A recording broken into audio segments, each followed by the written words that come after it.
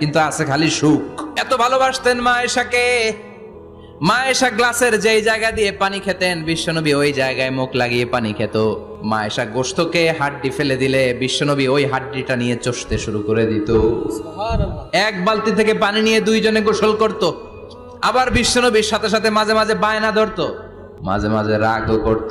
বিশ্বনবী বলেন, আয়েশা কখন তুমি রাগ করো, কখন তুমি আমারে ভালোবাসো আমি বুঝি। মা আয়েশা বললেন, কেমনে বোঝেন? বিশ্বনবী বললেন, যখন তুমি রাগ করো তখন নামাজের পরে দোয়ার মধ্যে বলো, ও ইব্রাহিম আলাইহিস সালামের আল্লাহ, আপনি আমার উপর দয়া করেন।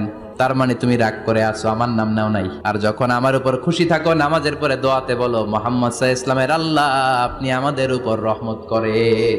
তার মানে খুশির সময় তুমি আমার নাম নাও, রেগে গেলে অন্য নবী দেয়া দোয়া সাইরা দাও, রেগে গেলে আমার নামটা নাও না।